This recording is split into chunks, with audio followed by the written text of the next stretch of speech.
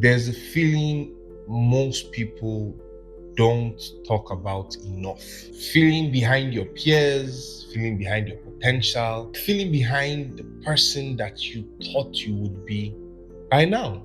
Most people, if they are being honest, have experienced this at least one time in their career. You're scrolling, you're just looking, and then you find yourself comparing timelines that were never meant to be compared in the first place. As a founder, this feeling can easily be amplified. You see people your age, or heck, sometimes even younger, raising millions, building billion-dollar companies, and getting all the press, all the praise, all the attention. And then there's you. You're still searching, still trying to find product market fit, still trying to not only find investors, but also at the same time find investor founder fit. It can feel very constraining, heavy, breaking almost, in fact. And if I'm to be completely honest, I've been there, but I have also been able to escape it. And that's what this video is about. What I did when I felt behind, and how effectively what would have been a source of depression now became one of my greatest fuels.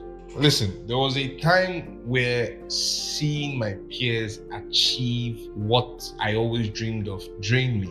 It would make me question myself. It would make me shrink inward. But something shifted. Now when I see my peers achieve things, I'm not depressed. I'm motivated. My eyes are open to not see rivalry, but to see possibilities, to see future colleagues, future partners. I honestly stopped seeing competition everywhere, and I simply saw alignment. And that shift didn't come from hustle, didn't come from confidence, didn't come from affirmations. It came from answering one internal question: who am I?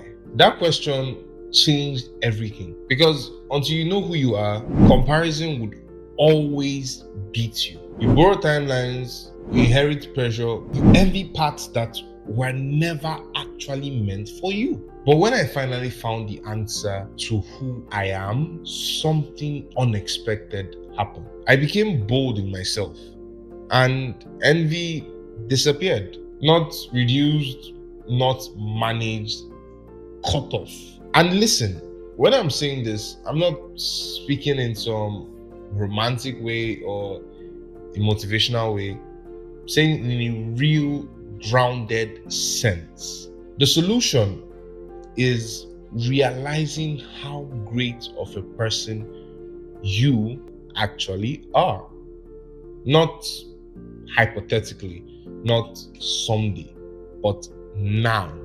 You have to see yourself to a degree, I dare say, how God sees you, and every other thing flows from there.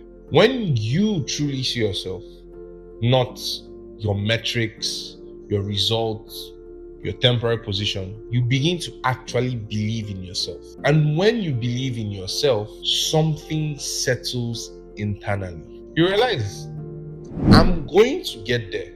Not because you're lucky or not because you're better than anyone else, but because time is on your side.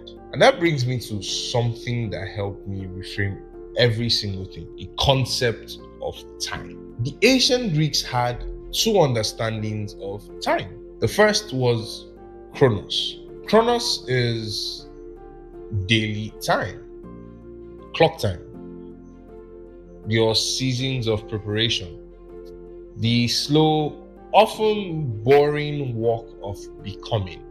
The second is kairos.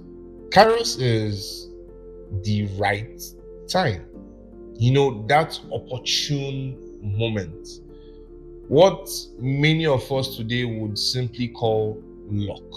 Now, here's the mistake that guarantees failure early: spending your time of chronos calculating someone else's kairos, watching when their moment arrived, measuring how fast their breakthrough happened, comparing your preparation to their opportunity. That's a trap, because the time you spend comparing should be spent preparing.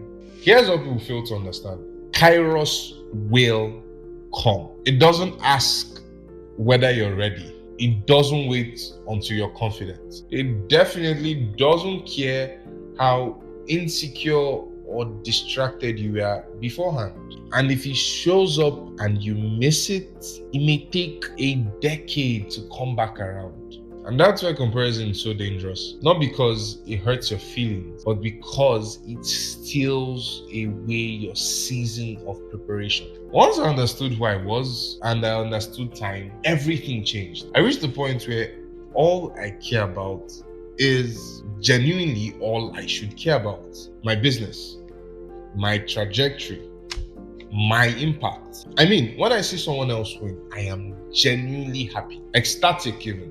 But I would not lose focus on my calling for someone else's moment, because my outcome is not their responsibility, it's mine.